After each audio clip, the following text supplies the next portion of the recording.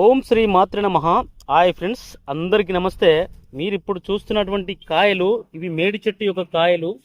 దీన్ని వాస్తవానికి ఎత్తు అనగా హైట్ పెరగని వారికి అద్భుతంగా ఉపయోగించుకోవచ్చు. ఎత్తు పెరగని వారికి అమ్మాయిలు కానీ అబ్బాయిలు కానీ మరుగుజ్జులుగా మారుతున్నారు ఈ రోజుల్లో.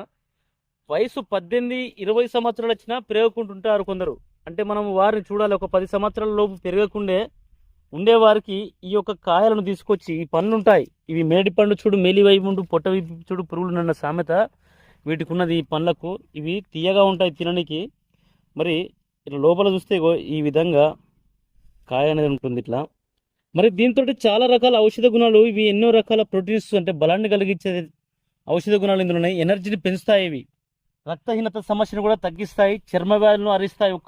మేము ఒక 3 రోజులు ఒకరికి ఒక రోజు ఒక పండు తినమని చెప్తేనే వారికి కొంత రక్తం అనేది శుభ్రపడ్డని వారే మాకు వచ్చి చెప్పారు.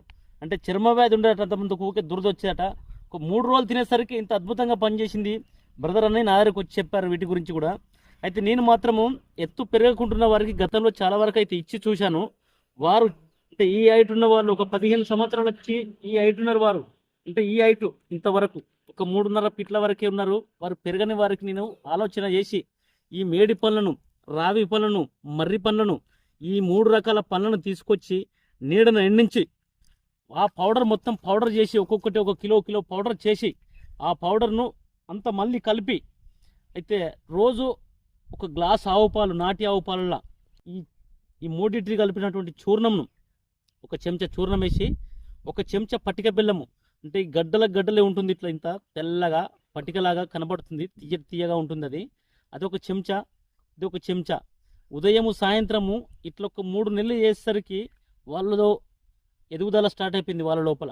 అంటే వారు అంతకుముందు 3.5 ఫీట్లు ఉన్నవారు, అంటే 15 సంవత్సరాల వరకు 3.5 ఫీట్లు ఉన్నవారు ఈ 3 నెలలు చేసేసరికి 3 ఇంచుల హైట్ పెరిగారు వారు ఈ 3 నెలల కాలం లోపలనే.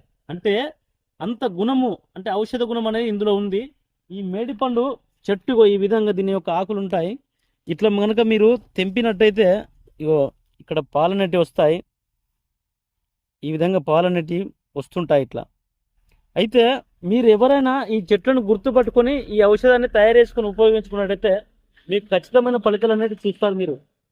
అయితే ఇదివరకు కూడా ఫుల్ వీడియో తీశాను రక్తహీనత సమస్యకు కానీ, మన స్త్రీలో వచ్చేటువంటి ఋతుచక్ర సమస్య అంటే ఎర్రబట్ట కానీ, ఇక చర్మ వ్యాధులు కానీ ఎన్నో రకాలుగా చేశాను. మేము శివయ్య దర్శనానికి పోయి వస్తుంటాయి తొవ్వలో ఇది దర్శనం ఇచ్చింది మాకు ఈ చెట్టు. ఎవరో ఇక్కడ పడేశారు చెట్టును, కింద అగ్ని పెట్టినట్టున్నారు చెట్టుకు. అందువల్ల ఇది కింద కుప్పగూలి పడిపోయింది.